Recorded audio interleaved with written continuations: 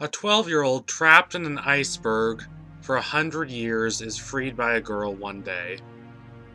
His first question is not, "Who are you?" or "What am I doing here?" or "How long have I been in here?" No, it's, "Do you want to go penguin sledding with me?" From that point, the show evokes two thoughts about the boy's character. The first is, he seems like a fun-loving and good-natured kid. But the second is, there's no way this kid can do what he needs to do to save the world unless he grows up a lot. Even the opening sequence that airs before every episode says he has a lot to do before he can save the world. His story throughout the course of Avatar: The Last Airbender is a sweeping coming-of-age tale, but it's also an ethical dilemma. Can this boy become more confident and mature while retaining his kindness and moral nature? This is Avatar Explained, Aang Edition. When he's introduced, he is the most immature of all the characters in Avatar: The Last Airbender. To be fair, he's not that much less mature than Sokka, who tries at the start of the show to act like an adult and instead just comes off like an overconfident kid. But Sokka is 15. Aang is only 12. By the time Sokka has gone through his character arc, he's become a responsible and competent warrior. His father recognizes him as a man, but Aang is clearly still a boy. He has to grow up long before he should.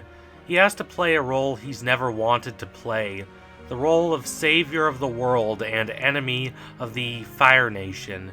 It's a role that appears to demand aggression and violence, which is directly opposite the personality of Aang, who is a pacifist who prefers to play rather than fight. Even when he is forced to fight, he prefers to toy with his opponent instead of facing them head-on. Think about episode 302, The Headband, where an arrogant jock picks a fight with Aang, who defeats him without throwing a single punch. Or even think about episode 102, The Avatar Returns, when his playful, fluttery movements are more than a match for Zuko's ruthless intensity. All of this puts a lie to what Sokka says very early in the series, that you can't fight firebenders with fun. However, there is a grain of truth to what Sokka says nonetheless. One might be able to fight ordinary firebenders with fun, but what about Admiral Zhao, the man who kills the moon? What about Azula, who is the most conniving strategist in the world of Avatar, despite being only 14 years old? What about Fire Lord Ozai himself? Aang's early struggles are about the contrast between who he is and who he needs to be. He needs to master the four elements, but he only knows airbending. He needs to be mature and level-headed, but he prefers to play. When they leave the South Pole at the end of episode 102, he marks a series of locations on their map. Katara and Sokka are interested. They want to know why he wants to go to these places. The answer is very childish. He wants to do fun things, like ride the elephant koi on Kyoshi Island, which he finally does in episode 104. When Katara in episode 110 proposes that Aang, not Sokka, is the leader, Sokka counters that Aang is just a goofy kid, and Aang agrees. However, starting with episode 112, The Storm, Aang presents a willingness to be more serious and to deal with the consequences of his decisions. He stops running away from being the Avatar. He accepts that this is what he is, and he cannot refuse his duties. Though he didn't ask for the responsibility of being the Avatar, it is his to bear. It's an important step in his character development, but in a lesser show, him coming to this revelation would have left his character with nowhere to go. Thankfully though, Avatar: The Last Airbender knows exactly what it's doing. Everything up to this point has been pretty typical coming-of-age stuff. It's done extremely well, so it doesn't seem typical or cliché, but what makes Aang a great character to me is where the show takes him after he has accepted his responsibilities as the Avatar, and especially after the Season 1 finale, The Siege of the North Part 2. In that finale, Aang destroys the Fire Nation fleet with his awe-inspiring Avatar powers. He claims a decisive victory, single-handedly protecting the Northern Water Tribe from the Fire Nation. A lesser show would have depicted this in a wholly positive light. "Isn't Aang so cool?" it would have said. "Aren't his powers so awesome? Isn't it so exciting to watch him take out those bad guys?" And sure, there's a certain visceral satisfaction to watching the Fire Nation fleet, which has caused Team Avatar and the Northern Water Tribe so much pain and suffering these last several episodes, be defeated so easily. There's a certain joy to watching Zhao, our big bad villain, voiced by Jason Lucius Malfoy Isaacs, be defeated. But Avatar has the good sense to frame Aang's actions more ambiguously. Aang has nightmares about the Avatar state. He hates having that much power and not being able to control it. He doesn't feel like himself. He feels like an unstoppable force of pure cosmic energy, not the kind-hearted boy Katara and Sokka grew to care for. To a certain degree, the show needed to do this. His display of power is so overwhelming that it's a legitimate question why he doesn't just skip learning the elements and go on a cosmic rampage of justice. This question could have plagued the show throughout the rest of its run. Instead, the show tackles the question head-on in the first episode of its second season, the Avatar State. Just like Aang uses his opponent's aggression against them, the show takes what could have been a weakness and turns it into a strength. We get two decisive arguments against the idea that Aang should just turn on the Avatar State and tear a swath of destruction and a devastation throughout the Fire Nation until he gets to the palace and confronts Ozai. Number one, it's made clear that he does not want to go into the Avatar State. It takes a lot of anxiety and pressure to force him into that state.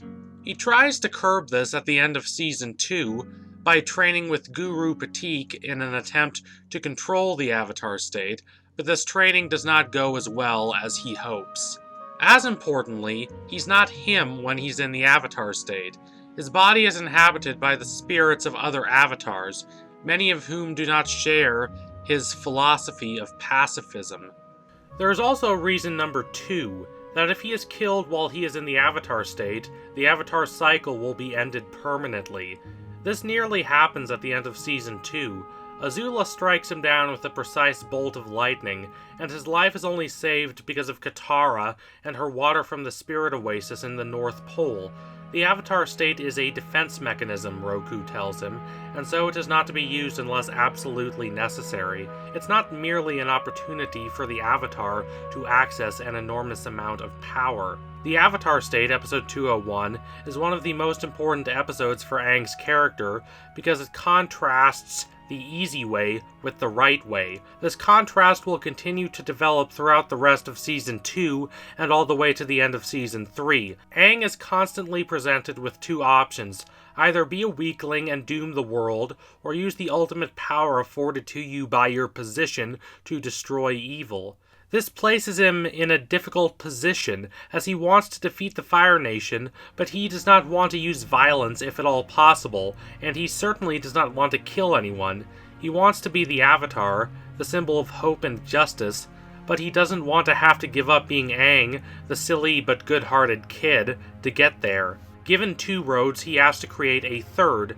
Even though he's willing to accept his duties as the Chosen One, he still wants to retain his individuality. He'll do his job, but he'll do it his way.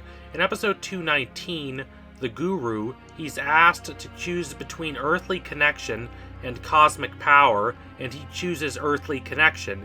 He's a failure in the eyes of Guru Patik, but this failure doesn't make him a bad person.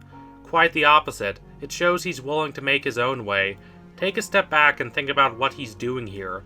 Guru Patik has basically offered the chance to always be in possession of and in control of absolute power, but he rejects this because he refuses to reject the person he loves most in the world. He sums this up with one of my favorite lines in the entirety of Season 2. Why would I choose cosmic energy over Katara? Eventually, he does choose cosmic energy, because doing otherwise would mean putting Katara in even more danger. In a lesser show, this would be presented as him manning up and doing what needs to be done. In Avatar, however, it is presented as a tragedy. As importantly, it doesn't work. Being this emotionless shell of cosmic energy is not Aang's strength, and he's no match for Azula. The only reason he does not die is because he has someone who loves him and with whom he has a deep emotional connection. Thus, maintaining personal connections is not a weakness, but a strength. He has to go without the Avatar state until his final battle with Ozai, and interestingly, he pretty much does just fine without it. He relies on being clever and tricky. That said, his beliefs are not tested substantially again until the end of the entire series. At the end of one of the best episodes in the whole series, the Southern Raiders, after Katara has abandoned her quest for revenge, Aang says that violence is never the answer. Zuko then asks him how he is planning to defeat Ozai. This starts his moral turmoil. Even by this point, he's still a bit naive. When Zuko mockingly offers that Aang could turn Ozai good by showing him his baby pictures, Aang smiles and asks Zuko if he really thinks that would work. Zuko responds with a resounding no. However, Aang's desire to defeat the Fire Lord without killing him is not taken as naive. It's not taken as a sign that he needs to grow up and become more cynical. It's taken seriously. He has grown up. He has matured. But he's still a pacifist to his core. If anything, his pacifistic tendencies have grown stronger. Unhappy with the responses he has received from the other members of Team Avatar, he leaves. He finds himself on the back of a giant lion turtle. He summons his previous lives and asks them for advice. None of them directly tell him that he needs to kill the Fire Lord, but none of them say that his point of view, which is that he absolutely will not kill the Fire Lord no matter what, no matter the circumstances, is right. Even the last airbending avatar, Yang Chen, says that what he wants is not as important as what is best for the world. She tells him there is nothing wrong with breaking the airbending code of pacifism if it means restoring balance to the world, but he stands firm. Even faced with centuries of wisdom, he doesn't budge. He remains true to his convictions. The lion turtle applauds him for this, albeit in an abstract way. "The true mind," the lion turtle says, "can weather all the lies and illusions without being lost. The true heart can tough the poison of hatred without being harmed." Then the lion turtle reveals to him the power of energy bending. Some have called this a silly deus ex machina, but I don't see it that way. Not at all. It's Aang being rewarded for having a clear heart and an unbreakable will. Deus Ex Machina to me is not just something that does not fit logically, it's something that feels shallow and contrived, and this most certainly does not. Aang could have broken, but he didn't, and because of that he receives the power to carry out his will, removing Ozai from power without taking his life. However, before he gets to that point, he has to pass two final tests. Because of Aang's reluctance to kill Ozai, the two are rather evenly matched. There are two moments, however, when Aang has the upper hand. He could have easily defeated Ozai in these moments, but that would require killing him. The first is when Ozai shoots a bolt of lightning at Aang. Ozai is sure this will give him an advantage. What he doesn't know is that Aang has learned how to redirect lightning. If he wanted to, he could have shot the bolt back at Ozai, killing him, and Ozai knows this, but Aang chooses not to. This allows Ozai to go on the offensive again. Aang is struck by a pillar of rock at the exact same spot where he was struck by lightning at the end of Season 2. This causes him intense pain, but it also causes him to once more go into the Avatar state. With the voice of his past lives, he condemns Fire Lord Ozai for all the harm and suffering Ozai has wreaked upon the world. Again, Ozai looks terrified, but Aang doesn't do it. He can't. To him, it's not right. He doesn't deal the final blow. He doesn't do what's expected. Ozai mocks him, but Aang then uses energy bending to take away Ozai's bending and thus his power. Aang not only saves the world, that's a given in these kinds of stories. What is impressive is that he saves the world while remaining true to himself. He does not betray his moral character. He doesn't allow the burden of his responsibilities to stop him from being a kind and good and generous person. Avatar is full of characters who abuse their power, from tyrants like Azula and Ozai, to lesser characters who are nonetheless cruel and unjust, like Zhao and Long Fang. So it's inspiring that the character with the most power out of all of them does not abuse that power. He does not even use that power whenever it's practical, like Kyoshi. He never lets that power shape him or change him. He always remains true to his moral convictions. This remains the case even when breaking from those convictions would make everything easier for himself and the world. That is why he's such a great character. That is why he's fascinating. That is why he's worthy of the label of hero. So thank you for watching. If you liked what you saw today, don't forget to like and comment and subscribe. Donate to my Patreon if you can, and you want to see more videos like this. Keep watching Avatar, it's a fantastic show, and tune in for the next Avatar Explained video. I swear it will be coming soon. Thank you all again. Adios, comrades.